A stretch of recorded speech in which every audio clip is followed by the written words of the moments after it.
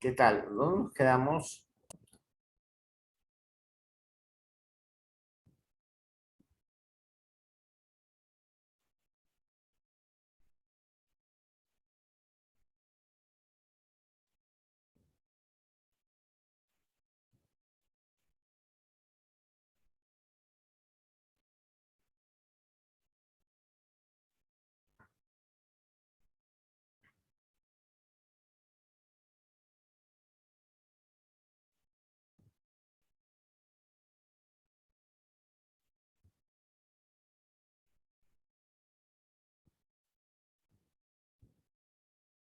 Chicos, la pregunta es, ¿dónde nos quedamos la clase pasada?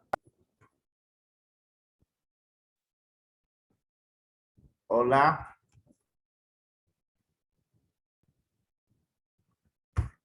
¿me están escuchando?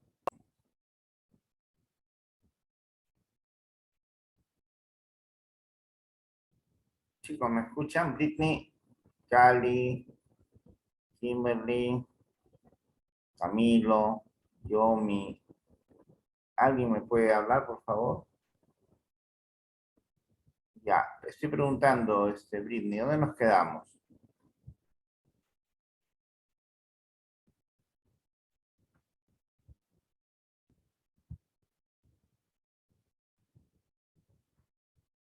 Ya, ¿dónde nos quedamos? ¿Se acuerdan? Señor Sergio, ¿dónde nos quedamos? ¿Usted se acuerda? Que ya, ¿en qué punto, en qué diapositiva exactamente nos quedamos?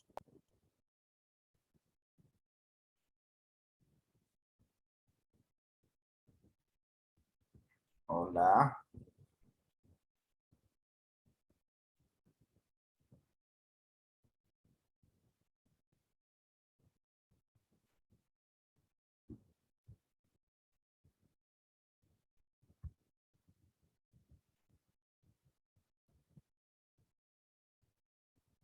Caudillismo militar.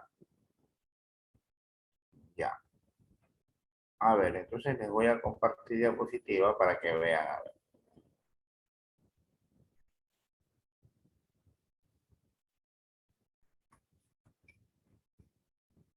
En esta diapositiva,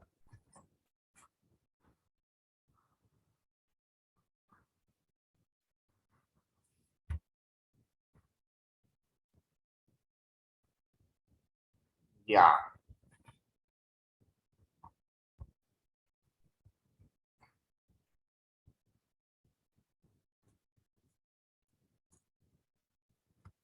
Creo que hasta aquí, ¿no? Hasta el gobierno de Gamarra, ¿no? O no hubiéramos visto el gobierno de Gamarra. ¿Hasta qué gobierno? Gamarra, ¿no? Ya. A ver, ya. Luis José de Orbegoso, Salaverry, ya. Está bien.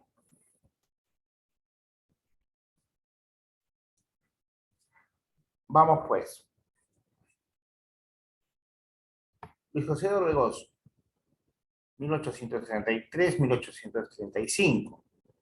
Él fue elegido por el Congreso debido a que las elecciones de aquel año ya no hubo ningún candidato que obtuviera mayoría absoluta en las elecciones de 1833, por lo que en 1833 el Congreso finalmente tuvo que verse obligado a decidir quién era el presidente. A su gobierno se le considera el segundo ejecutivo débil, ya el segundo ejecutivo débil. Cuando hablamos de un ejecutivo débil, cuando un presidente está sometido al poder del Congreso. En este caso, el gobierno del presidente Gamarra, perdón, Orbegoso, va a ser un ejecutivo débil, sometido al poder del Congreso. Y si te acuerdas, el primer ejecutivo débil había sido el gobierno de Lamar, de 1827 al 29, quien ya también había sido elegido por el Congreso y por lo tanto también estuvo sometido a al poder, estuvo sometido a a las condiciones que le planteaba el Parlamento. ¿Estamos de acuerdo? Sí.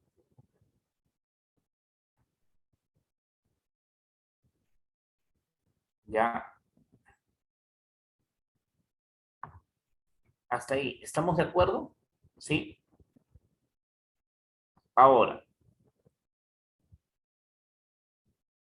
Perfecto. Muchas gracias, Britney.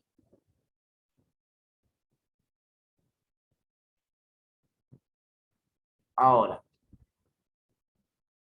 su gobierno entonces estuvo sometido a la voluntad del Congreso, es un ejecutivo débil, como acabamos de ver. Derrotó, sin embargo, en su gobierno se produjo, tuvo que enfrentar la primera guerra civil de la historia del Perú. Ojo, este dato no es menor.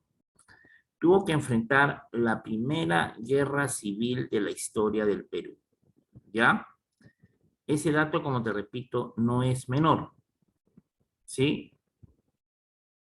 ¿Ya? Eso es importante que lo tomes en cuenta.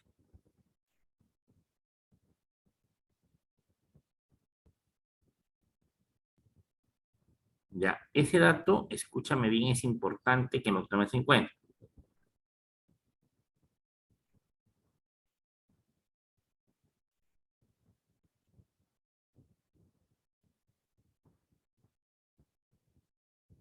Ahora, ¿qué más? Esta rebelión de Pedro Pablo Bermúdez, esta insurrección, este intento de golpe de Estado, de destitución, es una guerra civil, ¿no? Más que un golpe de Estado, es una guerra civil, porque hay un combate, o mejor dicho, un enfrentamiento entre dos bandos que van a luchar por el poder. El del presidente estaba pues con el respaldo del Congreso, el presidente que tenía la ley de su lado porque era un gobierno constitucional, ¿ya? Es un gobierno elegido por el Parlamento, tenía todo el respaldo constitucional y por ende era un gobierno legítimo, legal, ¿sí? Y por otro lado está el presidente, perdón, el rebelde general Luis José de Orbegoso, ¿ya? Por otro lado está el gobierno de Luis José de Orbegoso, que es un gobierno más bien, perdón, es un militar rebelde, es un militar que se ha levantado en armas contra el gobierno, ¿sí? Contra el gobierno del presidente Orbegoso, es un insubordinado, es un insurrecto, ¿ya? Es un gobierno, perdón, es una rebelión totalmente fuera de la ley, ¿ya? Y entonces tienes acá dos bandos que se han formado, dos bandos, dos grupos, y cada grupo ya dice representar el clamor popular, ¿ya? Cada grupo dice que tiene la razón, que le asiste el derecho y bla, bla, bla. Ahora, la pregunta es, al final, esta guerra, ah, quería hacer la pregunta, ¿quién apoya el bando de Bermúdez? Ya dijimos, Orbegoso lo apoya la Constitución, lo apoya el Congreso, ¿ya? Pero en el otro bando, ¿sí? ¿Quién está en el otro lado? ¿Quién apoya a Pedro Pablo Bermúdez? En el otro lado, ya escúchame bien, está ni más ni menos que el expresidente Agustín Gamarra. Él respalda al otro bando. Él realmente es el incitador de esta revuelta. O sea, Bermúdez se ha revelado, sí, él es la cabeza de la rebelión, pero detrás de él, ¿ya? Detrás de él está quién? Detrás de él está Gamarra, quien lo está incitando a la rebelión. ¿Ya? Él es el incitador del levantamiento contra el presidente Orbegoso. ¿Ya? Él es el incitador. Entonces, siguiendo esa lógica que él es el incitador, el que tiene las intenciones del poder es él, pues.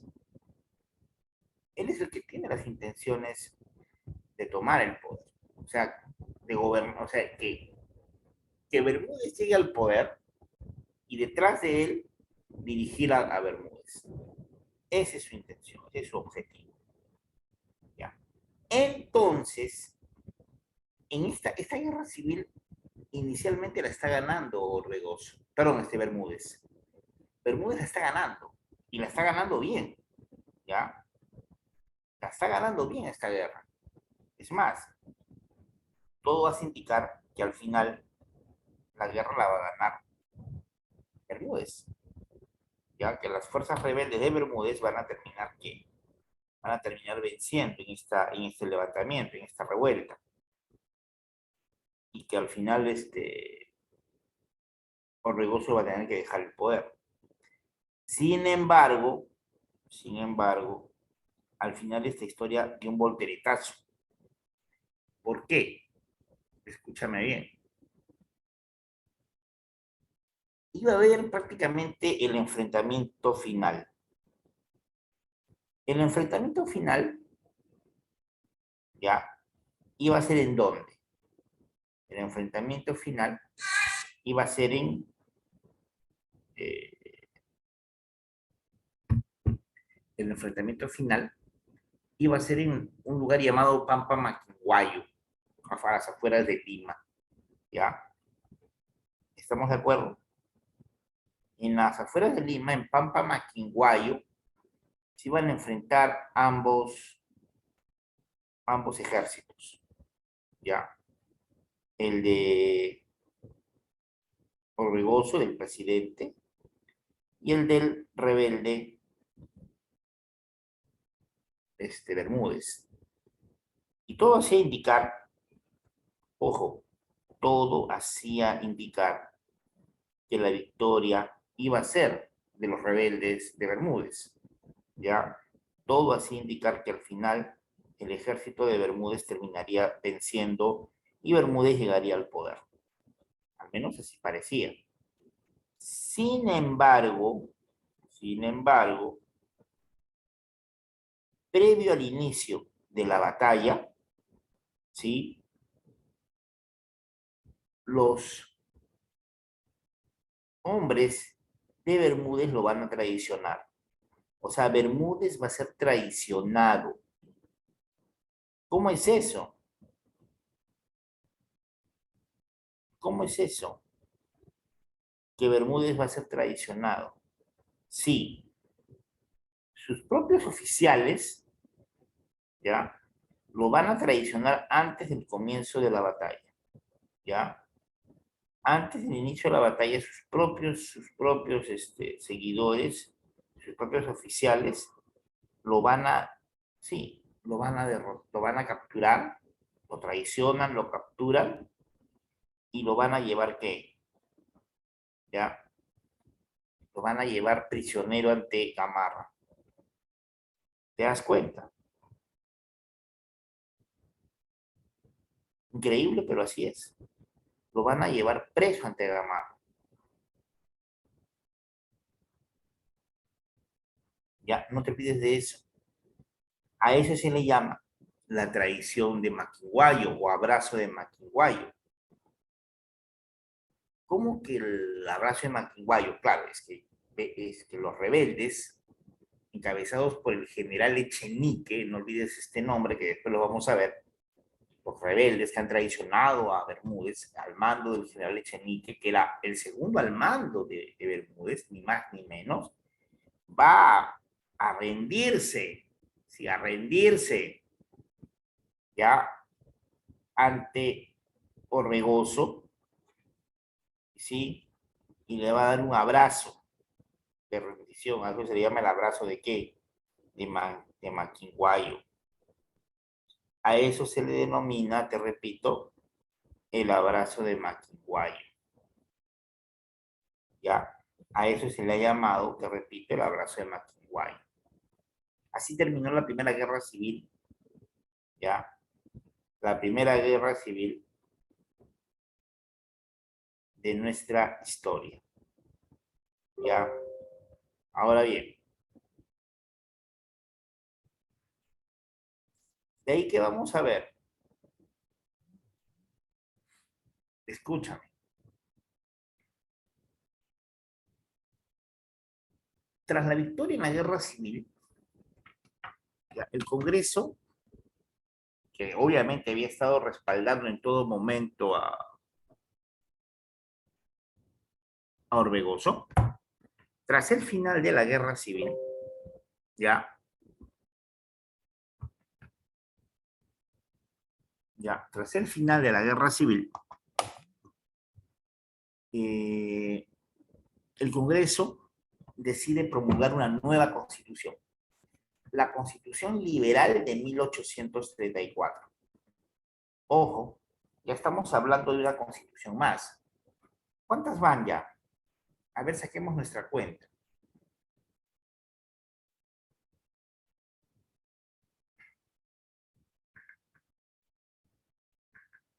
Eh,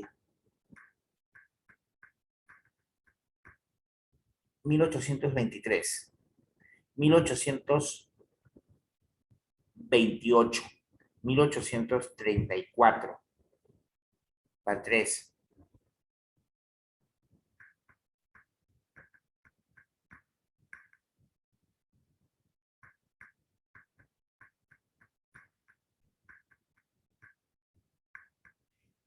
Ojo, escúchame, ya esto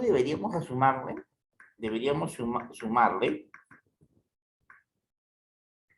¿sí? A esto deberíamos sumarle el intento de constitución que quiso hacer Bolívar en 1826 para unificar Perú, Gran Colombia y Bolivia. En 1826, Simón Bolívar quiso crear la Federación de los Andes, ¿ya? ¿Estamos de acuerdo?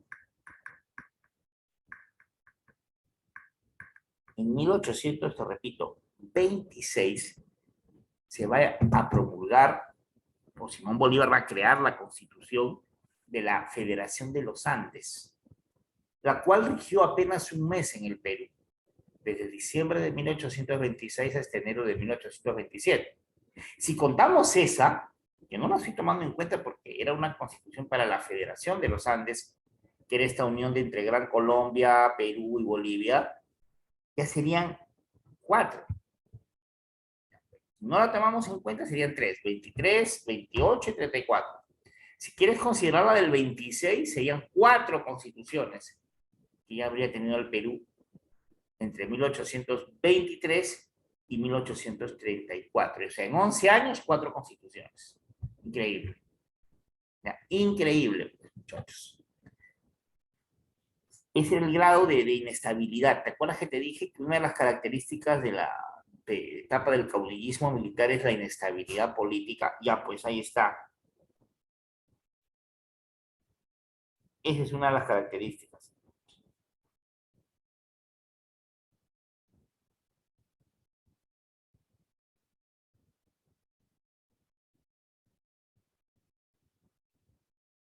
Esa es una de las, sí, escúchame bien, te repito, esa es una característica importante.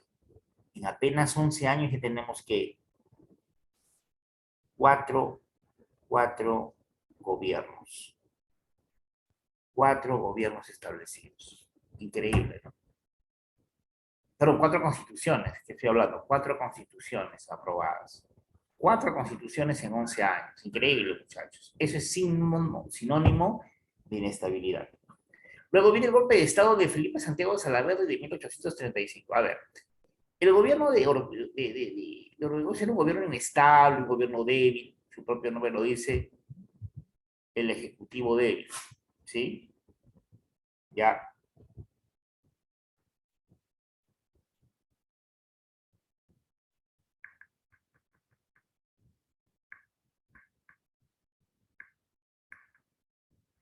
Entonces, esto permitió que finalmente en 1834, en el Callao, ¿sí?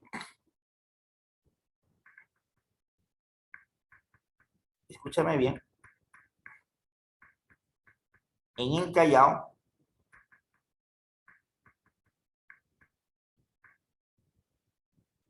eh, se va a sublevar el general Felipe Santiago Salaverry, en los castillos del Real Felipe del Callao.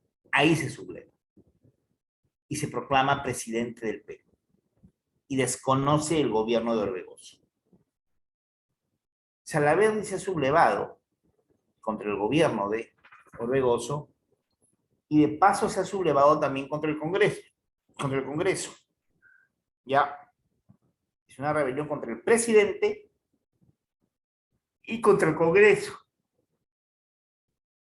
Salaverry, cuando se ha sublevado, tiene apenas 29 años de edad. 29 años. Y los seguidores de Salaverry, todos igual que él, son muy jóvenes, son oficiales del ejército muy jóvenes. Por eso Salaverry, Salaverry, define a su gobierno, ya, o con un lema muy simpático, ya. A su gobierno lo va a definir como, sí, la hora de los muchachos. Así lo define. Ha llegado, dice Salaverry, la hora de los muchachos. ¿Ya? La hora de los muchachos. Así define Salaverry a su régimen. Él dice, ¿no? Ha llegado la hora de los muchachos. ¿Sí? Ahora bien, ¿qué ha pasado con Orbegoso? Ha huido a Arequipa. El presidente destituido se escapó a Arequipa. Ya, se escapó a Arequipa. Arequipa es la única ciudad del Perú que sigue reconociendo a Orbegoso como presidente de la República. No te olvides ese dato. Ya, Arequipa es la única ciudad del Perú que sigue reconociendo a Salaverry como presidente del Perú. Perdón, a Orbegoso como presidente del Perú. Arequipa reconoce a Orbegoso como presidente del Perú. Es la única ciudad. ¿Y te acuerdas tú de la guerra civil que habíamos visto hace un momento entre el presidente Orbegoso y el subordinado Bermúdez? ¿Te acuerdas que te conté quién estaba detrás de esta guerra? ¿Quién apoyó a Bermúdez contra el presidente Orbegoso? A ver, ¿quién me hace acordar? A ver, vamos a ver. ¿Se acuerdan? ¿Quién se sublevó? ¿Quién apoyó la sublevación de Bermúdez contra Orbegoso? ¿Quién estaba detrás de Bermúdez para que destituyera a Orbegoso? ¿Se acuerdan? Gamarra, muy bien, Britney, Gamarra. Y Gamarra, escúchame bien, para salvar su pellejo, porque Orbegoso había ordenado que también a Gamarra lo capturen y lo fusilen, Gamarra decidió, en un acto desesperado, huir, escapar del Perú y se escondió, se refugió en Bolivia. Se fue hasta tierras bolivianas. Ya. Huyó a Bolivia y en Bolivia, allá en el altiplano, le pidió asilo, le pidió protección al presidente Santa Cruz, al presidente boliviano, quien, con el cual había tenido también diferencias. O sea, Gamarra y Santa Cruz, cuando Gamarra había sido presidente, Gamarra y Santa Cruz habían tenido diferencias, discrepancias.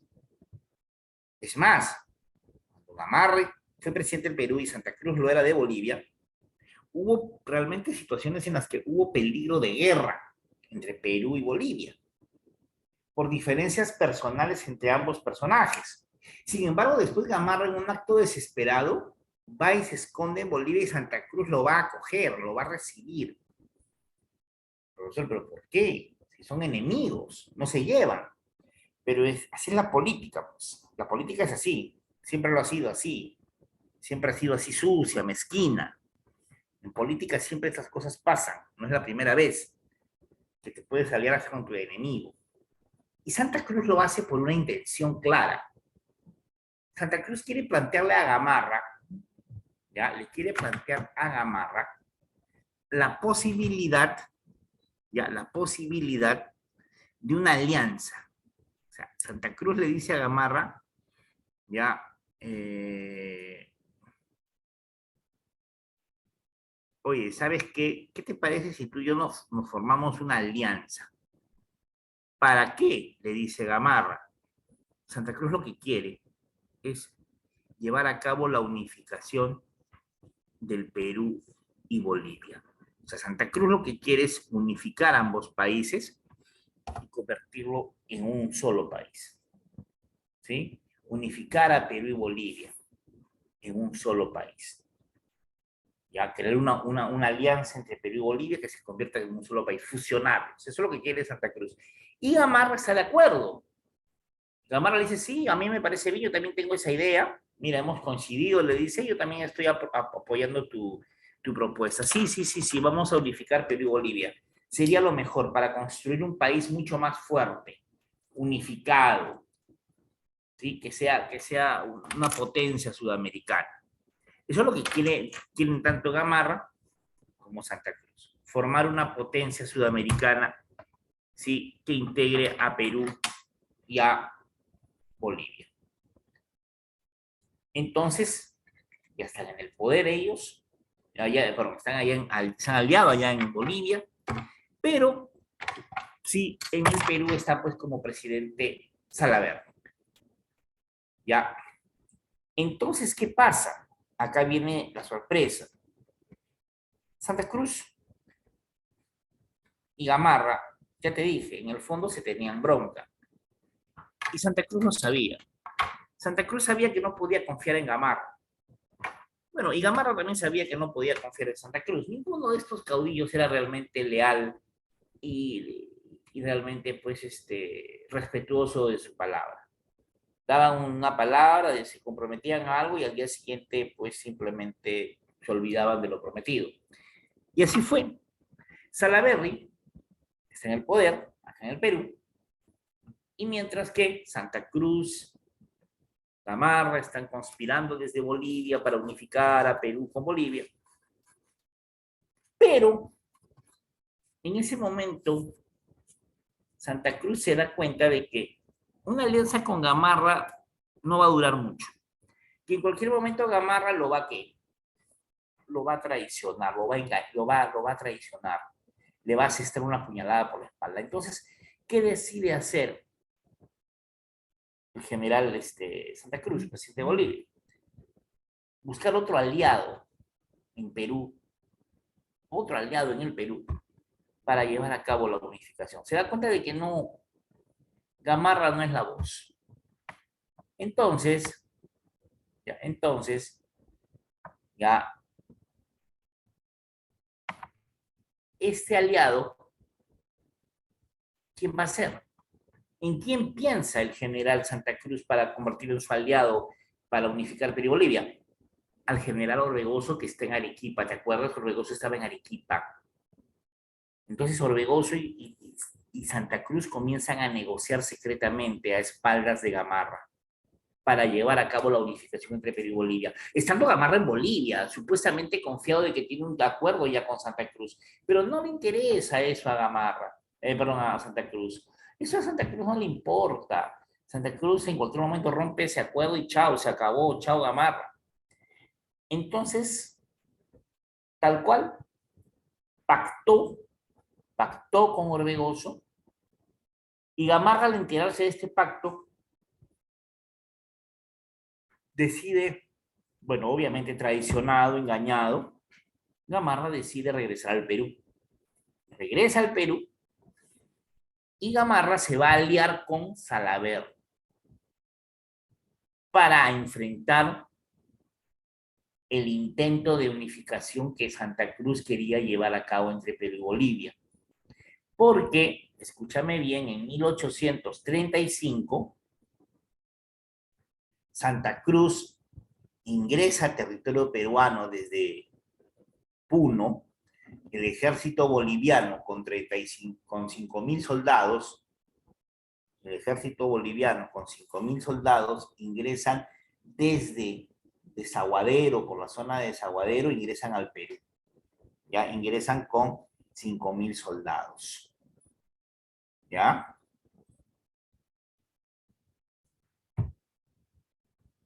A ver, acá están preguntando algo. Pero ¿por qué Santa Cruz no hace un trato con Salaverry si es el presidente de Perú? Porque Salaverry no quiere la unificación de Perú y Bolivia. Para Salaverry, una unificación entre Perú y Bolivia le parece una abominación.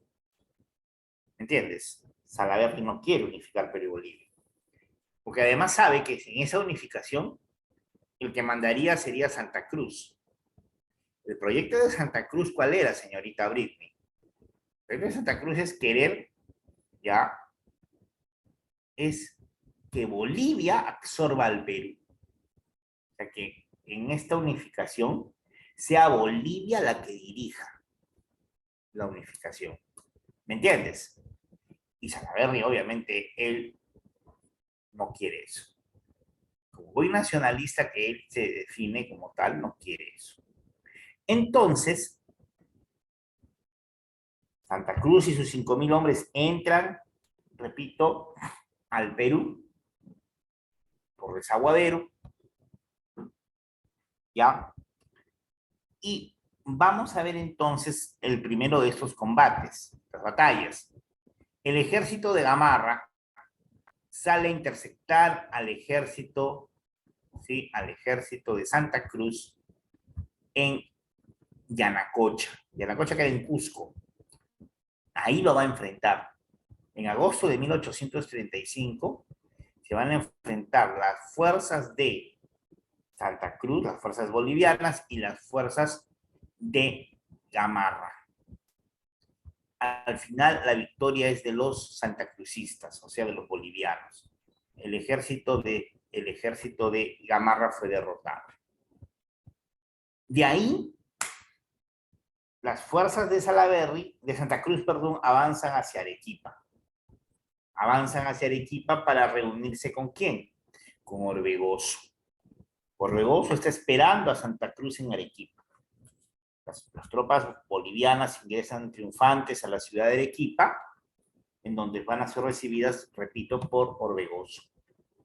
Mientras tanto, el presidente Salaverry, desde acá, desde Lima, comienza su marcha hacia el sur para enfrentar a los invasores. Santa Cruz está con Orbegoso en Arequipa preparándose para enfrentar, hacer frente a Salaverry. Para hacer frente a Salaverry. Salaverry y su ejército finalmente están avanzando, ya sí, solo prácticamente Salaverry porque Gamarra ha sido derrotado y Gamarra en ese momento hizo lo que mejor sabía hacer. ¿Y qué es lo que mejor sabe hacer Gamarra en estos casos? Cuando las papas queman, como ya lo había hecho anteriormente, escapar. Y se escapó, pero ya no se podía escapar a Bolivia, ¿sí? Se escapó a Chile. Ahora escapa a Chile. ¿Por qué a Chile? Porque era el único espacio en donde podría ser recibido bien, ¿no? Y huyó. Y dejó a Salaverry solo con el problema. ¿Ya? Y Salaverry se queda solo a enfrentar a los bolivianos y a las fuerzas de Orbegoso. Salaverry llamó a esta guerra, escúchame bien, Salaverry llamó a esta guerra como la Segunda Guerra de la Independencia. ¿Sí? Escúchame bien. Salaverry llamó a esta guerra la Segunda Guerra de la Independencia.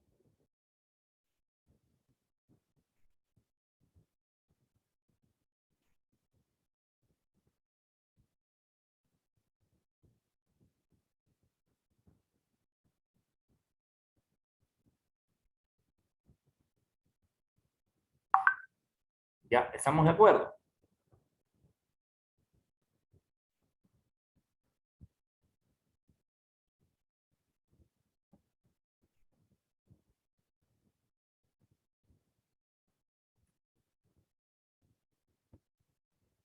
¿Estamos de acuerdo entonces hasta ahí?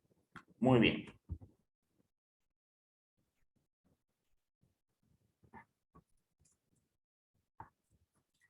Ahora, escucha. Y se van a enfrentar. ¿En dónde se van a enfrentar? Hay dos batallas acá. La batalla, ¿sí? De Uchumayo, ¿ya?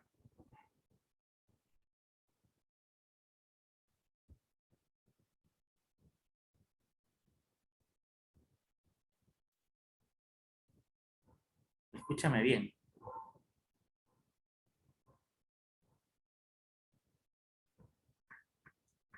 En Uchumayo, eso es en Arequipa ya, en Arequipa, en Uchumayo, las fuerzas de Salaverry derrotan a los bolivianos. Lo derrotan.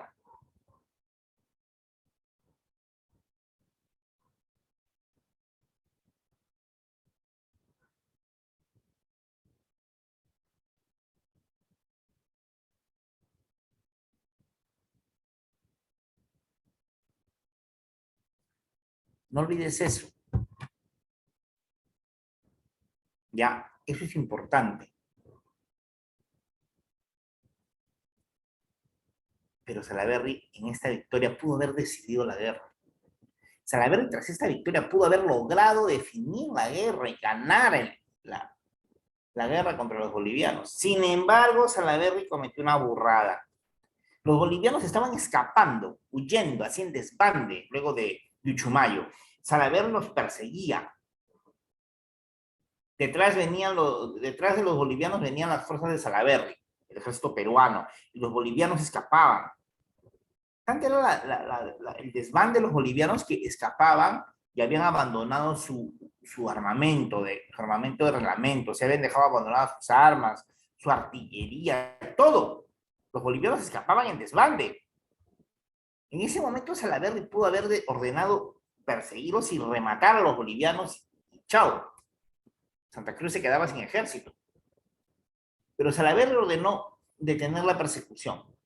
Supuestamente porque los peruanos no podíamos, el ejército peruano no podía cometer la indignidad de perseguir a un ejército desarmado y un ejército en retirada. Que huyan, dijo. Entonces al menos le dijeron, recuperemos su armamento para que así no tengan cómo enfrentarnos. Salaverry dijo, no, no, ¿para qué? Nosotros no somos ladrones, no vamos a robarle armamento a nadie. O sea, Salaverry, en pocas palabras, dejó escapar a su enemigo, a los bolivianos, dejó que huyeran, y es más, dejó que su armamento se quedase ahí tirado en el campo de batalla. Bueno, cuando la batalla terminó ya en la noche, los bolivianos sigilosamente regresaron y recogieron todo su armamento que habían dejado abandonado. Y se llevaron su armamento, se lo llevaron, se llevaron su armamento. ¿Te das cuenta? Y dejaron prácticamente los peruanos pasar una oportunidad brillante. Pocos días después se produciría la batalla de Socabaya, en la que Santa Cruz derrotaría a Salaverry. Y a diferencia de este último, Santa Cruz no le perdonaría la vida a los peruanos, no le perdonaría la vida a Salaverry. Santa Cruz derrotó a Salaverry y luego de la derrota de Salaverry lo persiguió, porque Salaverry escapó, lo persiguió y lo capturó, ¿me entiendes? Y después de ahí lo llevó hasta Arequipa donde lo fusiló. Ese fue el triste final de Salaverry. Por una tontera, por una estupidez, finalmente, Salaverry terminó muriendo, fusilado, cuando pudo haber ganado esta guerra. Pero en fin, así pasan las cosas. Ahora bien, tras la derrota de Salaverry, tras haber ganado, tras haber ganado en Socabaya, Santa Cruz ya no tiene ningún obstáculo. Escúchame bien, Santa Cruz ya no tiene ningún obstáculo, ya,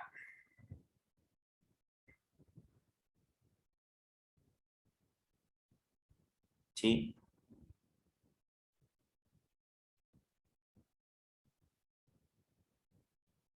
escúchame.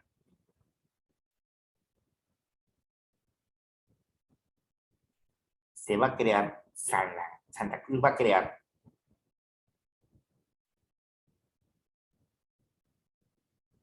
¿sí?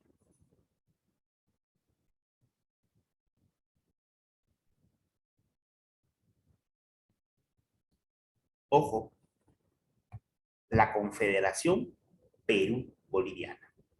Así se llamó, la Confederación Perú-Boliviana. Santa Cruz crea la Confederación. Su proyecto, su caro y proyecto, tan caro, anhelado proyecto. Creador Santa Cruz. Él es el supremo protector de la Confederación. Ese es el cargo que va a detentar, supremo protector. División. La Confederación se dividió en 3 estados. Acá está, mira, el mapa. El estado norperuano, el estado surperuano y el estado boliviano, como puedes ver aquí. Así se dividió la Confederación en 3 estados. Fue esta la división de la Confederación. Y si te das cuenta, al Perú lo han fragmentado en 2, en el norperuano y el surperuano. Lo han dividido en 2 estados. Lo han fragmentado en 2 grandes estados. ¿Ya? Y a Bolivia la han mantenido intacta. ¿Pero por qué a Bolivia la han mantenido intacta? Porque Bolivia es la que tiene el control sobre la confederación, acuérdate tú. Es una confederación diseñada para que Bolivia dirija la confederación. ¿Ya? Es para eso que se ha diseñado la confederación, para que Bolivia tenga el control. Y la mejor manera de que eso ocurra es que el Perú quede fragmentado en 2. Además, porque el sur peruano ya no quiere depender de Lima, ya no quiere estar bajo ya no quiere estar supeditado bajo la autoridad limeña. El sur del Perú quiere estar libre de Lima, ¿ya? Quiere autonomía. Por eso es que también se divide en 2 al Perú. Ahora, escúchame, y esto ha sido una pregunta de San Marcos, aunque tú no me creas, allá por el año 99, ya 99 me acuerdo que fue, o sea, estamos hablando después de, literal, del siglo pasado, el último examen de admisión del siglo XX, el examen en el 99, o sea, hace 24 años ya, fue en verano del 99, cuando solamente había un examen al año de San Marcos en esa época. Escucha, en aquella ocasión, ¿qué preguntaron? Una pregunta fácil, chicos, pero recontra fácil, ¿ya? Y recuerda, en San Marcos las preguntas, ¿sí? Las preguntas se repiten cada cierta cantidad de años. No es que ya una pregunta nunca más se repite, sí se repite, pero después de muchos años. Esa es una tendencia muy marcada en San Marcos. Repetir exámenes, ¿ya? Repetir examen o preguntas de exámenes, no exámenes completos, pero sí preguntas por acá, salpicadas, cada cierta cantidad de años. Estamos. La pregunta era muy sencilla. Diga usted, ¿en cuántos estados se dividió la Confederación Perú-Boliviana? Alternativas: 2, 3, 4, 5. Así, A2, B3, C4, D5, ENA. Oye, pregunta facilísima, pero mucha gente, recuerdo esa vez, muchísima gente se equivocó y se equivocaron mala, pero mal. Mucha gente marcó 2 estados. Claro, Confederación Perú-Boliviana, Perú y Bolivia. Falso, ¿sí? Ya, falso, pues.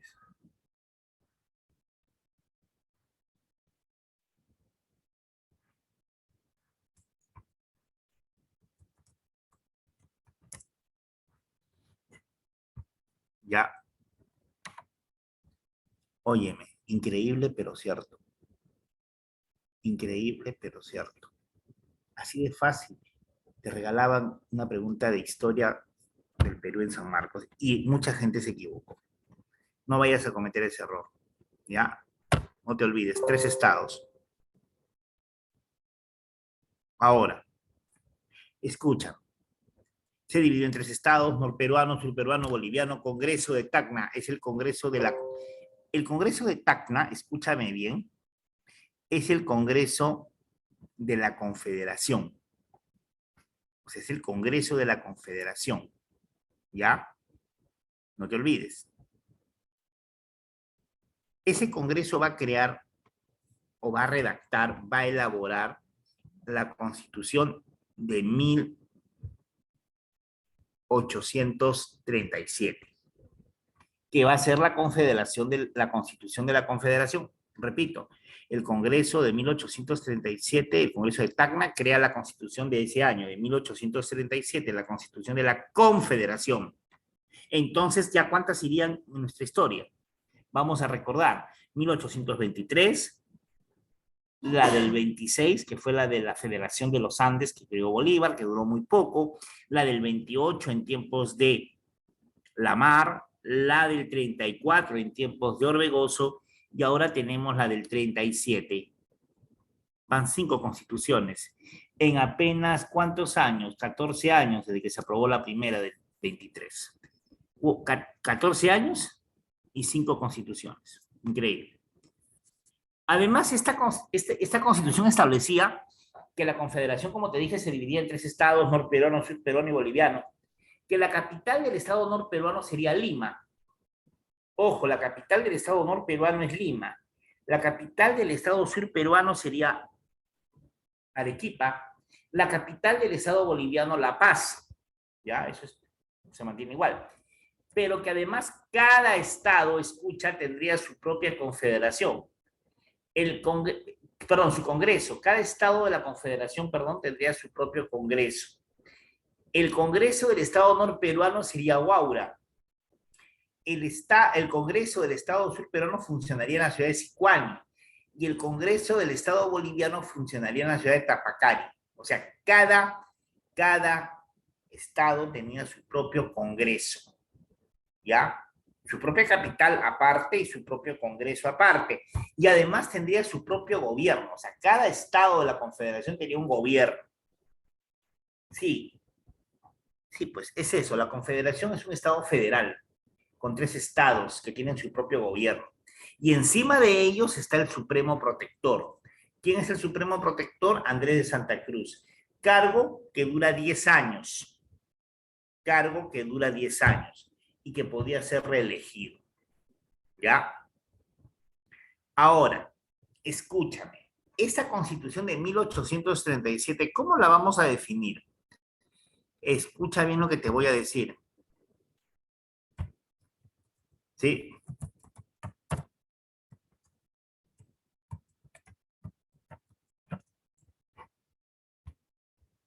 Escúchame. Como una constitución en lo político autoritaria. En términos políticos, esta constitución era extremadamente autoritaria, pero en lo económico era una constitución de perfil liberal. En lo político, te repito, en lo político es una constitución autoritaria, pero en lo económico es liberal. ¿Estamos?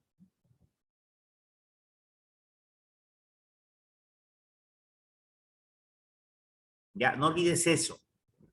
Y esta constitución en lo económico justamente promovía eso, no olvides, promovía el libre mercado, el libre comercio.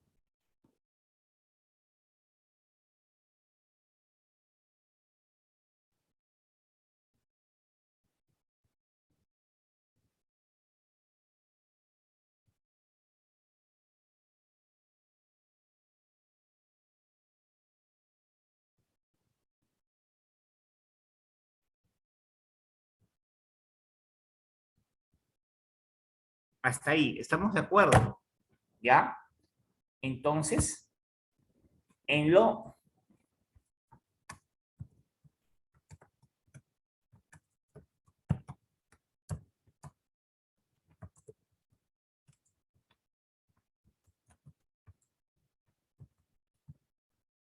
Ojo.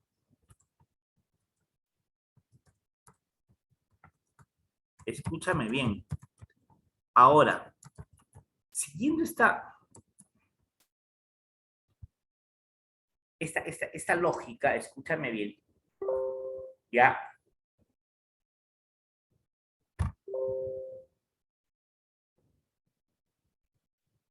Mira lo que dice acá. Entonces, con esta confederación se van a crear nuevos códigos, el nuevo código civil, el nuevo código penal, el código de enjuiciamientos, la ley de puertos libres. Aquí quería llegar. Esta es la máxima expresión. Ya,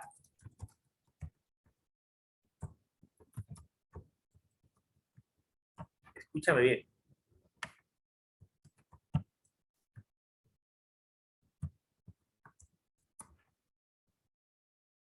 Escúchame, atiéndeme. Aquí, en la ley de puertos libres, escucha lo que te voy a decir, en la ley de puertos libres, ya, sí,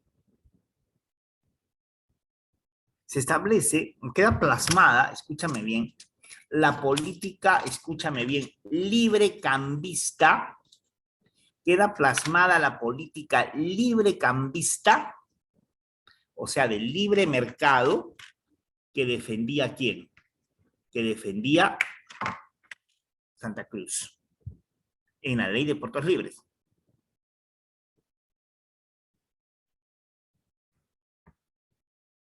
Ya, no olvidar eso.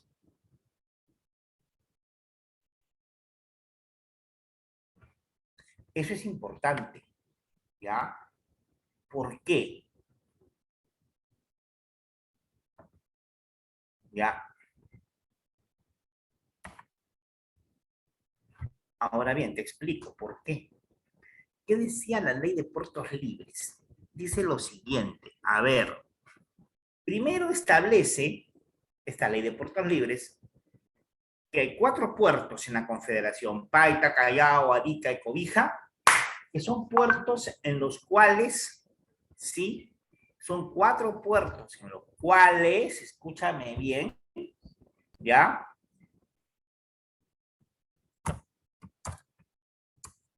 Ya,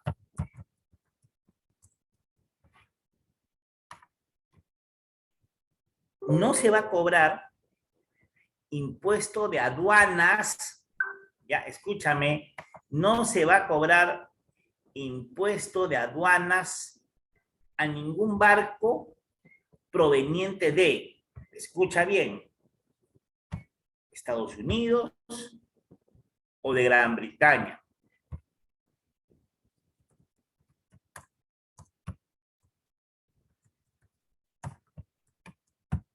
Ya,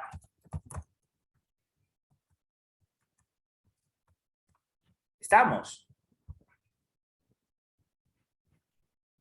Ojo, escucha, no les va a cobrar impuesto de aduana a barcos provenientes de Inglaterra, de Estados Unidos, bueno, de Europa en realidad, pero preferentemente de Inglaterra, que es el principal socio comercial que Perú tiene en Europa, y de los Estados Unidos.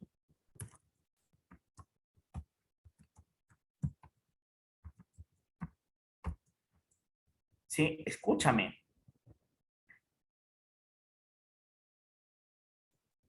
Esa ley que decía, cualquier barco proveniente de Europa o de Estados Unidos y que llegue a los puertos de la Confederación, no va a pagar impuesto de aduana por desembarcar sus mercaderías. O sea, impuesto cero. Libre de impuestos la mercadería que llegue a esos puertos de la Confederación. Paita de Callao, Arica y Cobija. Paita y Callao ubicados en el estado norperuano, Arica en el estado surperuano y Cobija en el estado boliviano. No van a cobrarse impuestos a los barcos que lleguen a esos puertos, pero con una condición. Ajá, ya viene la condición. ¿Qué condición? ¿Cuál es la condición?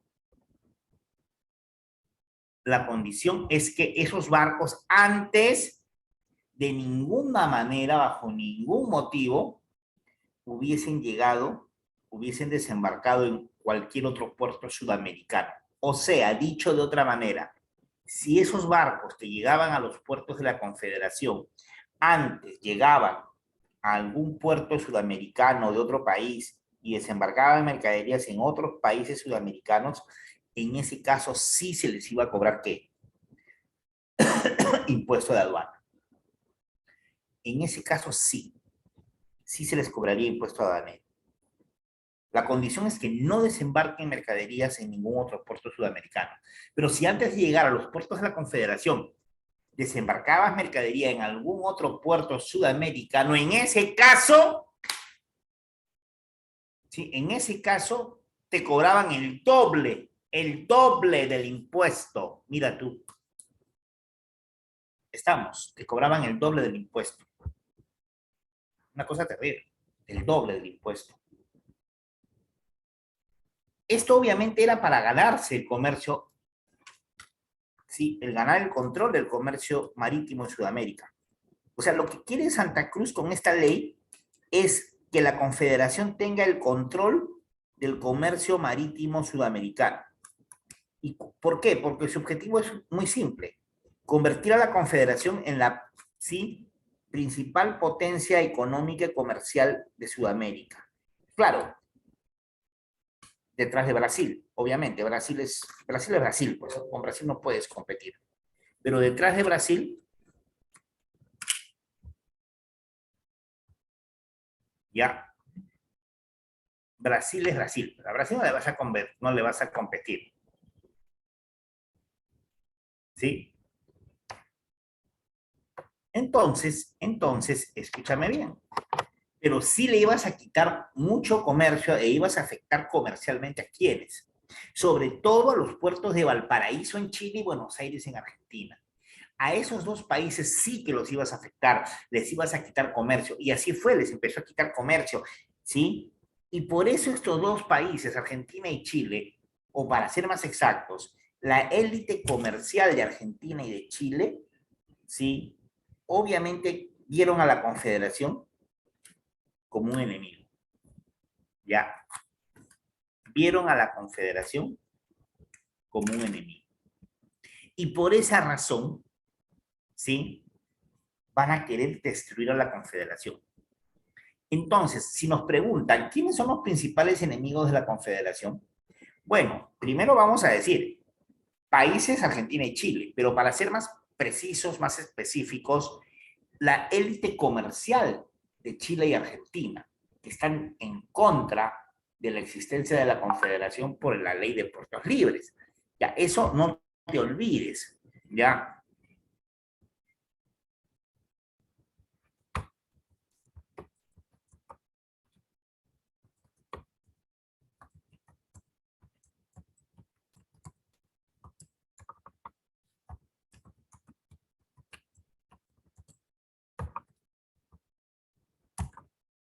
Escúchame, mira lo que te estoy diciendo. Entonces, los enemigos son los comerciantes, la gran élite comercial. Pero esta élite comercial chilena, además, está emparentada, esta élite chilena, sobre todo, más que la argentina, la élite chilena, está muy emparentada con el poder, con el gobierno de Chile. O sea, hay muchos de estos empresarios chilenos que además de empresarios, ¿sí? Son gente que está en el poder. O sea, son empresarios y gente que tiene cargos en la política. Y obviamente ellos están decididos a tumbarse al gobierno de la Confederación, a acabar con la Confederación para que no les malogre el negocio. A ver, la pregunta es, y dentro de esta élite, ¿sí? Dentro de esta élite, ya, escúchame bien,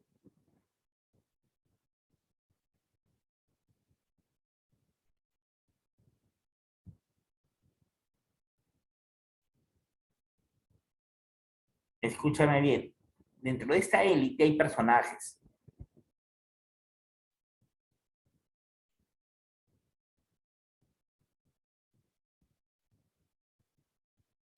Ahora, la pregunta es, ¿quién es la cara visible? El ministro de Gobierno, el ministro del Interior de Chile, Diego Portales. El ministro del Interior chileno, Diego Portales, es el hombre más poderoso en aquel país, en aquel momento, detrás del presidente, obviamente, de Joaquín Prieto. Y Portales es el que va a convencer, ya, es el que va,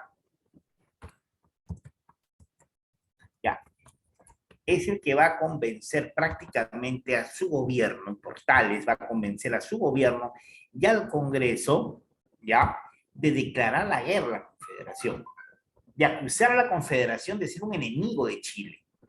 Y es más, va a convencer al gobierno argentino para que también lo haga.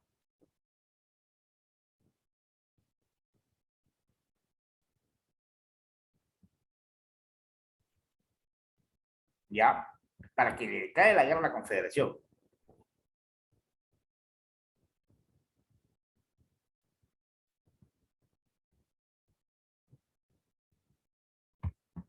¿Ya? ¿Estamos? Entonces, ambas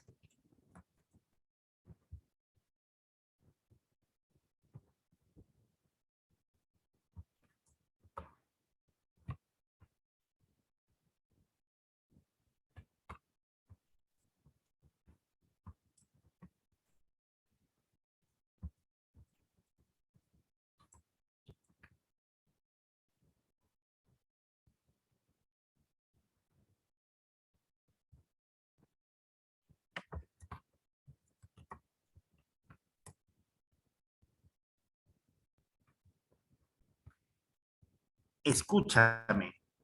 Entonces, Chile y Argentina, los dos le han declarado la guerra a la Confederación.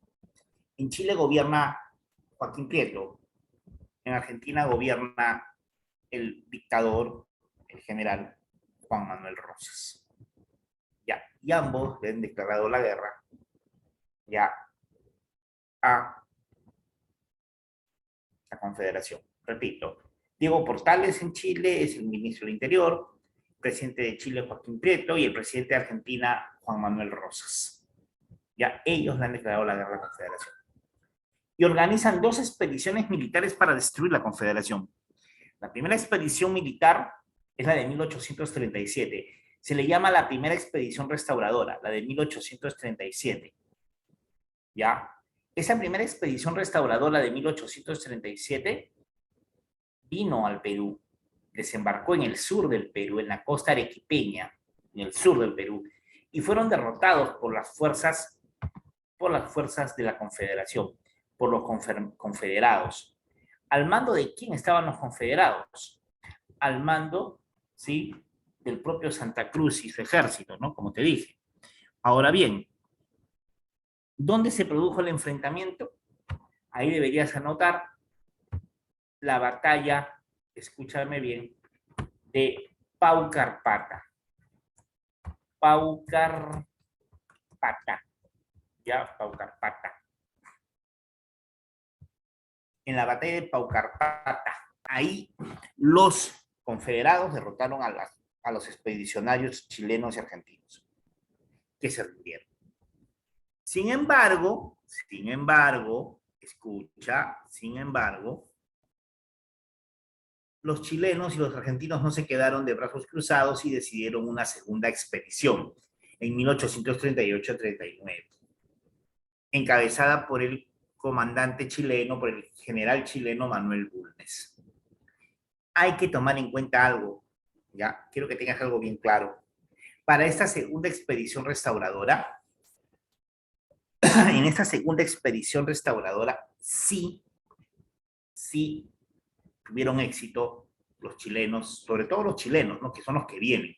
En realidad, las tropas restauradoras son básicamente chilenas, pero financiados con plata de los argentinos, ¿me entiendes? O sea, los chilenos van a dirigir, sí, van a venir, van a dar, perdón, se fue, van a dar cara.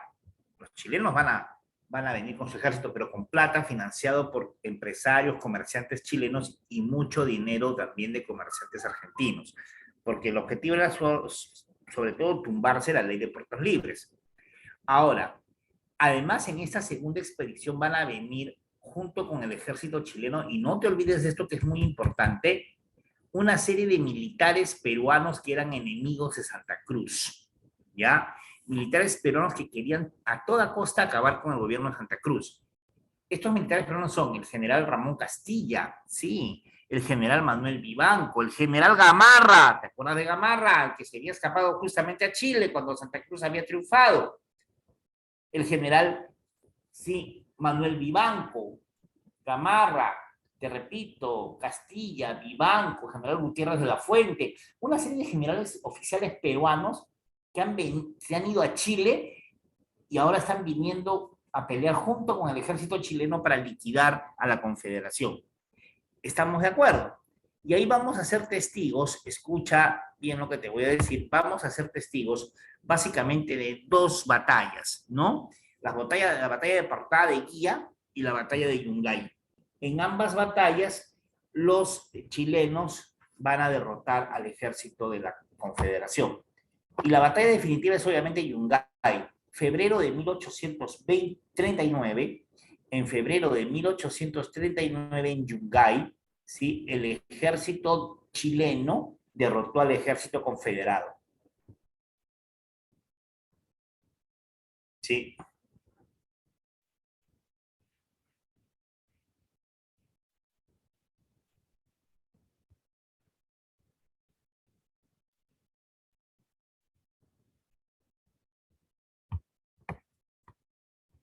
Hasta ahí, ¿estamos de acuerdo?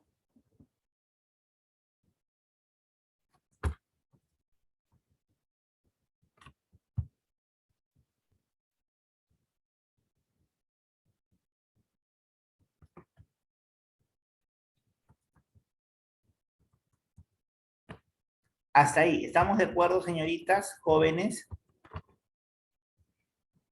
A ver, ¿quién escribió?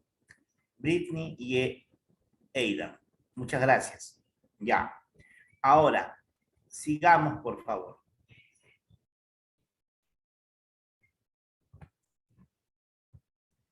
Luego de esto, los bolivianos, las tropas bolivianas se retiran del Perú, ¿sí? Gamarra asume el poder en el Perú y Santa Cruz huye. Santa Cruz huye, escapa del Perú, no lo capturan.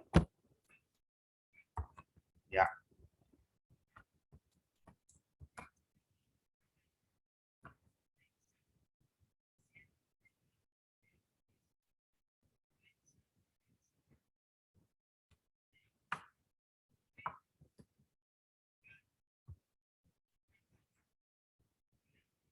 Ahora bien, entonces, chicos, acá quiero que tengas algo claro, ¿ya? Eh, Escúchame, por favor. Actualmente, ¿cuál es la versión que se maneja sobre esta guerra de la Confederación? Y esto es importante, ¿ya? La mayoría de historiadores coinciden, escuchen bien, por favor, y esto podría ser preguntas a Marcos, ¿ah? Que son muy analíticas las preguntas samarquinas de la historia. Atentos a lo que les voy a decir. Muchos historiadores coinciden en que esta guerra de la Confederación, más que una guerra entre países, porque obviamente participó Chile, participó Argentina, participó Perú, Bolivia, ¿no? Más que una guerra entre países, lo que aquí habría habido, dicen muchos historiadores, es una guerra civil. Una guerra civil entre el norte del Perú y el sur del Perú. Hay un historiador estadounidense que es el primero que empezó a defender esta tesis, Paul Gothenburg. Paul Gothenburg dice que esto en realidad no es una guerra entre países, sino una guerra entre dos bandos, entre una guerra civil entre el norte del Perú y el sur del Perú. ¿Sabes cómo lo llaman? La guerra de secesión en los Andes. Así como Estados Unidos tuvo su guerra de secesión, ¿te acuerdas? Entre el norte y el sur, acá también hubo una especie de guerra de secesión en el Perú, entre el sur rebelde, encabezado por Arequipa, contra el norte, encabezado por Lima. ¿Ya? Algo muy similar a lo que pasó en Estados Unidos, donde el sur se rebeló contra el norte, ¿no? Entonces, algo así también dice Gothenburg pasó aquí en el Perú, entre el norte y el sur rebelde. Pero en este caso, el norte tuvo el apoyo de Chile y de Argentina, y el sur del Perú tuvo el apoyo de Bolivia. El norte apoyado por Argentina y por Chile, y el sur del Perú apoyado por Bolivia. No te olvides de eso, ¿ya? Esa es una visión muy interesante sobre la guerra de la Confederación, que más que todo sería pues una guerra civil. Ya, eso quiero que lo tengas claro y no te vayas a olvidar. Ahora, luego de esto viene el gobierno, perdón, viene el gobierno de Gamarra. Gamarra se queda como presidente, los chilenos dejan como presidente a Gamarra y Gamarra mandó a elaborar una nueva constitución, la constitución conservadora de 1839. La constitución del 39 es conocida como la cuarentona. La constitución conservadora de 1839 es conocida como la constitución conservadora del 39, la cuarentona. Le llaman la cuarentona, ¿ya? Así como suena, la cuarentona. Promulgada en la ciudad de Huancayo. Esta constitución no se promulgó en Lima, se promulga en, te repito, Huancayo. La constitución de Huancayo del 39. Pero ¿por qué le llaman así? ¿Por qué le llaman la cuarentona? ¿Sí? ¿Mm?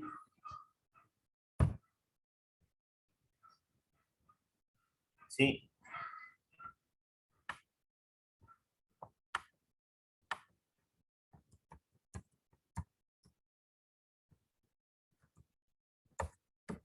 Ojo, establecía que para ser presidente, ¿sí?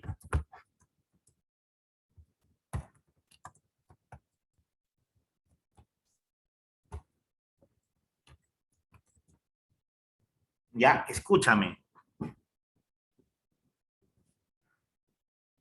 no te olvides, establecía que la edad mínima para ser presidente era de 40 años. Esto para evitar casos como el de Salaverry, o sea, un muchacho de 29 años siendo presidente. Para evitar eso, justamente, es que se decidió, escúchame bien, te repito, se decidió que la mayoría de la edad mínima para ser presidente era de 40 años. Además, esta constitución conservadora estableció ya,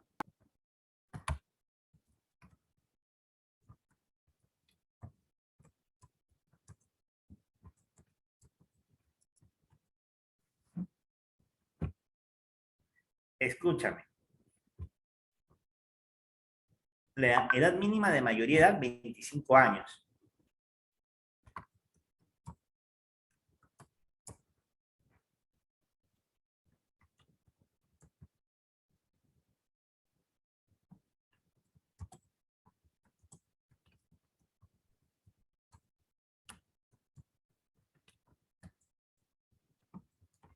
Ahora, si es una constitución conservadora,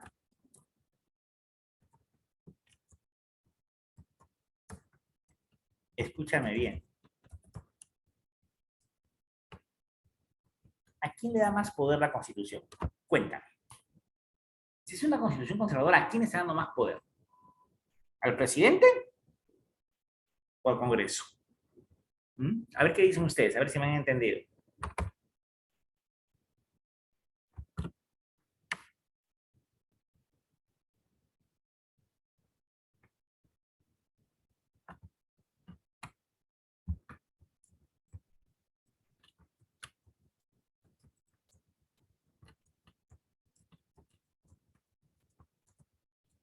¿Mm?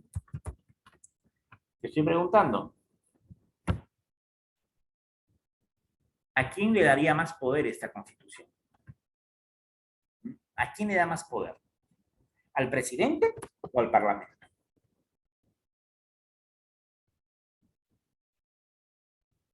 La constitución del 39, la constitución conservadora. Vamos chicos, pregunta, a ver, Britney, usted que respondió también toda la clase de hoy, la señorita Britney o Aidan, quien esté, ¿quién, ¿a quién le da más poder la constitución del año 1839. ¿Al Parlamento, me dice Aidan? No. Recuerda, las constituciones conservadoras le dan más poder al presidente, al ejecutivo. Las liberales le dan más poder al Parlamento. Acuérdate de eso, ¿ya? Las constituciones liberales le dan más poder al Parlamento y las conservadoras más poder al presidente. ¿Ya? Así funcionan estas constituciones. ¿Ya? ¿Estamos de acuerdo? Muy bien. Ahora, en el gobierno de Gamarra, en ese segundo gobierno de Agustín Gamarra, se creó, ¿sí? Se fundó el diario El Comercio. Ya se funda en 1839 el diario El Comercio. ¿Quién va a ser el fundador del diario El Comercio? Escúchame bien, chileno. ¿Ya? El fundador del diario El Comercio, escúchame, el fundador de ese diario El Comercio fue un chileno. Sí, es que en ese momento, sí, de nuestra historia, ya, habían muchos chilenos, ya, sí, con hombres de negocios chilenos en el Perú, ya.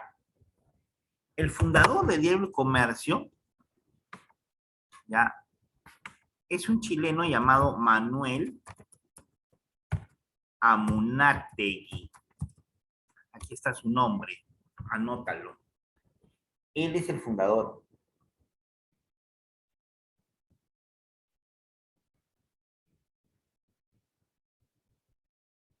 Ya, no lo olvides, ¿sí?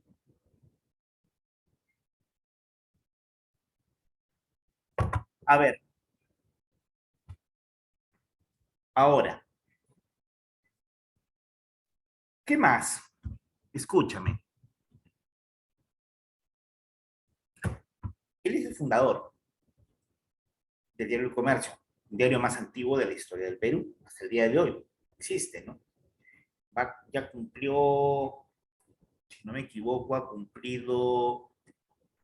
cumplir en pocos años, en 2039 va a cumplir 200 años de vida. ¿Ya? Increíble. Ahorita tiene exactamente, estamos en 2023, ¿no? 2023 menos 1839, tiene 184 años de vida. Es un imperio muy antiguo, casi 200 años va a cumplir. Increíble. Ahora, escúchame. También se fundó el Colegio Nuestra Señora de Guadalupe, que hasta el día de hoy existe, es el colegio más antiguo de la historia del Perú.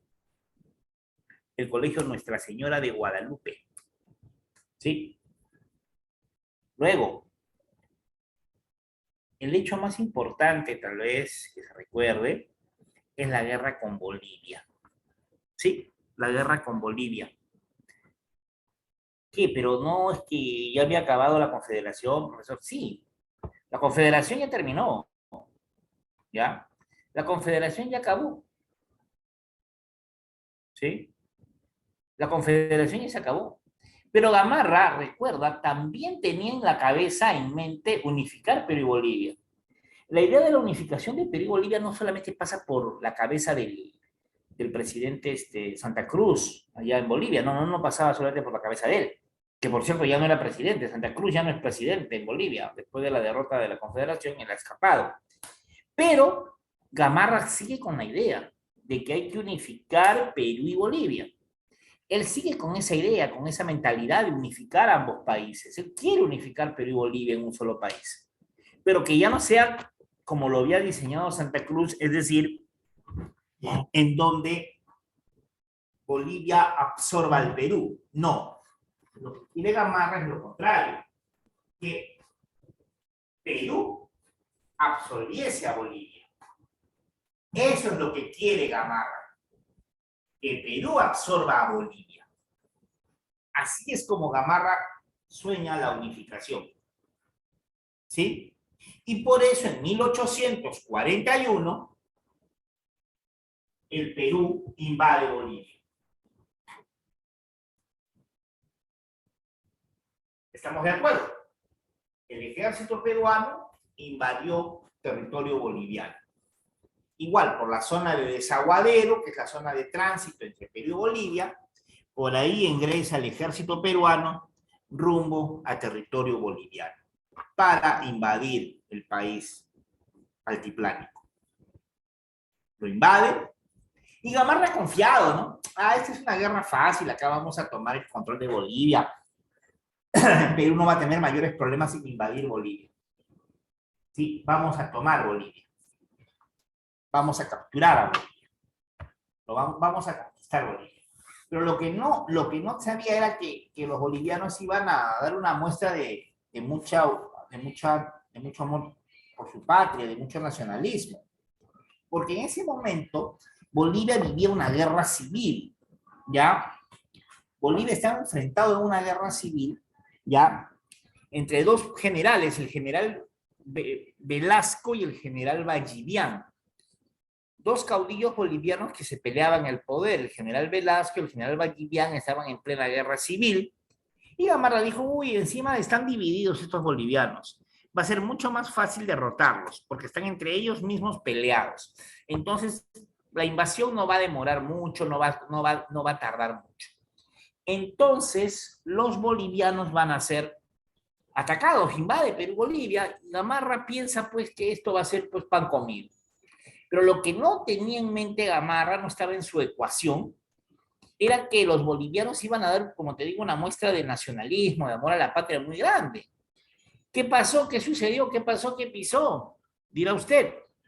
El general Velasco le cedió el mando al general Vallivian. Le dijo, ¿sabes qué? Hagamos un alto, una tregua, paramos nuestra guerra civil, te doy todo el poder a ti para que tú le saques la mugre a los peruanos. Los bolivianos se unieron, dieron una muestra de amor a la patria que los peruanos en ese momento difícilmente hubiéramos podido dar, porque en el Perú había muchos intereses. O sea, un gesto así de desprendimiento en el caso peruano hubiera sido más difícil de darse. Yo no creo que hubiera dado.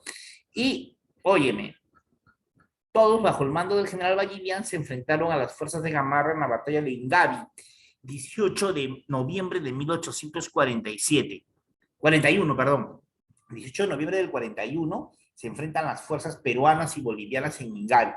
Y en esa batalla muere el mismísimo presidente Gamarra. Gamarra muere. Ya muere. Y el vicepresidente Manuel Menéndez tiene que asumir el poder. Ya, él asume la presidencia provisionalmente. Y lo que es peor, los bolivianos van a invadir territorio peruano. Nos salió todo mal, nos salió el tiro por la culata, porque los bolivianos terminan invadiendo territorio peruano y de esta manera terminamos nosotros más bien invadidos por Bolivia. Los bolivianos invadieron Puno y estuvieron ahí durante cerca de medio año, hasta que finalmente fueron derrotados por las fuerzas peruanas y expulsados. Al final sí, nuestro ejército los terminó expulsando, pero medio año estuvieron ocupando territorio peruano. ¿Ya? Fue realmente terrible. Entonces, tras la muerte de Gamarra, asume el vicepresidente Manuel Menéndez y en ese momento se inicia un periodo terrible, un periodo de anarquía militar, el caos, la anarquía, ¿sí? Un desgobierno total. Como dice acá, es un periodo de luchas intestinas entre caudillos militares peruanos por el poder. Sí, los caudillos militares están peleando por el poder. Destacan el general Gutiérrez de la Fuente, el general Juan Crisóstomo Torrico, el general Francisco Vidal, el general Miguel de San Román, Domingo Nieto, Manuel Vivanco, ¿sí? Como ya algunos de los más importantes oficiales, generales que se van entre ellos a pelear por el poder. Al final, el vencedor va a ser el general Manuel Vivanco. Después de 2 años de guerra civil, el general Vivanco se impone con su movimiento regeneracionista.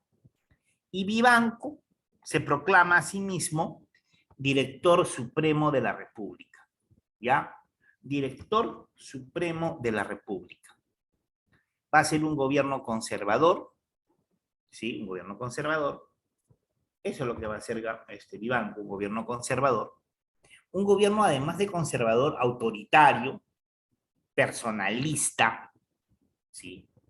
Todo el poder se concentra en él, elitista, es decir, él quiere él es un hombre de la clase alta, él es un hombre de clase alta, ¿ya? Un hombre de clase alta, ¿ya? Que va a gobernar básicamente con la aristocracia, con la gente de clase alta. Y además es como, ahí está, aristocrático. Ojo, se va a producir la rebelión de Ramón Castilla. Se produce el levantamiento de Ramón Castilla. Ramón Castilla va a vencer a Vivanco.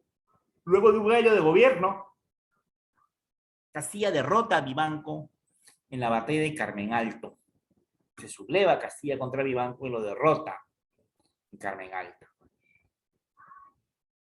En ese momento, Castilla, ¿qué hace? Inteligentemente, él no se proclama presidente. No, no, no. Luego de derrotar a Vivanco, lo que hace Castilla, escúchame bien, es entregarle el mando presidencial, ya, escúchame bien, es entregarle el mando presidencial, ya, a Manuel Menéndez, al vicepresidente de Gamarra, se lo devuelve el poder a él, le entrega el poder a él, para que él convoque elecciones. Y en esas elecciones Ramón Castilla, sí, como podemos ver ahí, obtuvo la victoria. Y entonces en el Perú llegamos a la llamada era del guano. Ramón Castilla llega al poder y al llegar al poder Castilla se ha iniciado en nuestro país la llamada época del guano, la era del guano, o también conocida como el historiador Jorge Basadre lo señala, escúchame bien, el historiador peruano más importante de todos los tiempos, ¿ya? El doctor Jorge Basadre señala, sí, señala que este periodo se llama, lo define así, como la prosperidad falaz. ¿Falaz qué es? Mentirosa, engañosa, tramposa. Una prosperidad de mentiras, una prosperidad falsa, ¿sí? Ya es una prosperidad de mentiras, una prosperidad falsa. Eso es lo que va a ser la prosperidad guanera. Porque sí, el Perú tuvo mucho dinero, muchísimo dinero, pero un dinero que lamentablemente se malgastó. Y al final del periodo, ya cuando el Perú dejó de percibir estos ingresos, cayó en una miseria total. Primero te explico, ¿qué era el guano? El guano no es qué era, ¿qué es? El guano es el excremento de las aves que habitan en el litoral peruano, que habitan en la costa peruana y que dejan toda su materia fecal, sus heces, ese es el guano, sus heces, las heces, ¿sí? El excremento de estas aves que se quedaba acumulado durante siglos en las islas de la costa peruana o en los peñones, o sea, en los pequeños promontorios, ¿sí? Del litoral, en la costa, en los cerros de la costa, también las aves ahí anidan y ahí también hacen sus heces. Y ahí se fue acumulando durante siglos. Y ocurre que este excremento de las aves, ¿sí? Es el mejor abono natural del mundo, el mejor fertilizante natural del mundo, ¿ya? Y es un momento importante en nuestra historia universal, porque se está viviendo la revolución industrial y la población europea está aumentando rápidamente y se necesita que la tierra, la agricultura produzca mucho más, aumentar la productividad de la tierra, pero eso implica también una mayor cantidad de ¿qué? De fertilizantes de mejor calidad para que la tierra produzca más. Y el Perú es el país que tiene este fertilizante, el guano, que es el mejor abono natural del mundo. Y ocurre que el único país del mundo que tiene guano es el Perú. O sea, tenía el monopolio de este producto. Y gracias a eso, el Perú vivió cerca de 30 años de prosperidad, 30 años de apogeo, gracias a la exportación de este recurso. ¿Ya? ¿Me estás entendiendo? Ahora bien, lamentablemente, el Estado peruano y la élite peruana también no supieron darle un buen uso al dinero. Por eso fue una prosperidad falaz, mentirosa, engañosa. Ahora bien, el periodo de la prosperidad falaz o era del guano se inició justamente con Ramón Castilla. Ahí se inicia, con el presidente Castilla, 1845 al 51. Es una época de bonanza económica, ya es una época de bonanza, ¿sí? Se elabora el primer presupuesto del Estado. Castilla en el año 1847 elaboró el primer presupuesto del Estado. Se da la ley de la consolidación interna, pago de la deuda interna. ¿Cómo es esto? El gobierno de Castilla decide pagar la deuda que le tenía a los peruanos. O sea, el Estado peruano durante décadas le viene debiendo plata a los propios peruanos. Peruanos que le han prestado dinero al Estado y que el Estado no les está pagando. El Estado les está debiendo. ¿Sí? Les está debiendo mucha plata a los propios ciudadanos peruanos. ¿Ya? Mucho, pero mucho dinero. Sobre todo, en especial, ¿ya? Plata de tiempos desde la época de la independencia. ¿Sí? Desde tiempos de la independencia, ¿sí? El Estado peruano le debe plata a muchos peruanos que le han prestado para ganar la guerra de independencia y no se paga esa deuda. Castilla decide que va a empezar a pagar. Esa ley se llama consolidación de la deuda interna. Pero también tenemos deuda externa con países que nos han prestado dinero en distintos momentos de nuestra historia. Tenemos deuda externa, ¿sí? Ojo, también tenemos deuda externa. Ya, también hay deuda externa que pagar con los acreedores ingleses. Ya, con acreedores ingleses. Ya, ojo con eso, no te olvides. A quienes les tenemos que pagar. Y Castilla decide empezar a pagar la deuda externa con los ingleses. Pero también tenemos deuda externa a los chilenos, que nos han prestado también para nuestra independencia. A Colombia también nos ha prestado plata. Hay que pagarles a esos países que nos han prestado.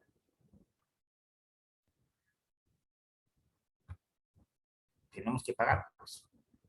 Entonces, esa es una de las cosas que va a hacer Castilla, comenzar a pagar deuda interna y deuda externa.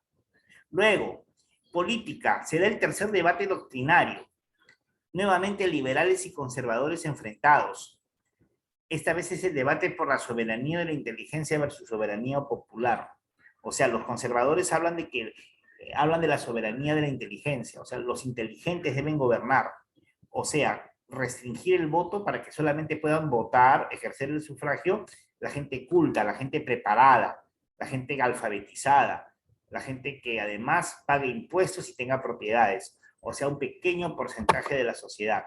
Y el resto de la sociedad, sobre todo los indios, la población analfabeta, en su mayoría indígenas, no voten. ¿Ya? O sea, que solamente unos cuantos tengan el derecho al sufragio.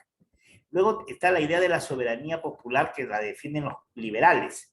Mientras que los conservadores defienden la idea de la soberanía de inteligencia, los liberales defienden la idea de la soberanía popular. Es decir, que el sufragio sea para todos. Hechos, inaugura la era del guano, ya te dije. Llegan los chinos culís a trabajar, los chinos culís a trabajar en las haciendas azucareras y en las islas guaneras. Chinos traídos para trabajar como mano de obra, primero, lo más importante, en haciendas azucareras del norte. Eso es importante, en las haciendas de la costa peruana. La mayoría de chinos fueron a eso. Y un segundo grupo a trabajar en islas guaneras. ¿Ya? Luego, obra. Se construye el primer ferrocarril del Perú, el Lima-Callao. Construye, a ver, ¿cómo que construye la República? Es decir, él va a ser el gran organizador de la burocracia. Sí, escúchame bien. Va a organizar la burocracia estatal. Va a ser el gran organizador de la burocracia estatal. ¿Sí? Va a ser el gran organizador de la burocracia, o sea, del aparato público en el Perú. Ramón Castilla. ¿Ya? Bien, nos ganó el tiempo. Lo dejamos aquí y ya estamos viéndonos en otro momento. Nos vemos, señor tutor. Nos vemos, profe. Gracias por la clase. Ya, chao, cuídense.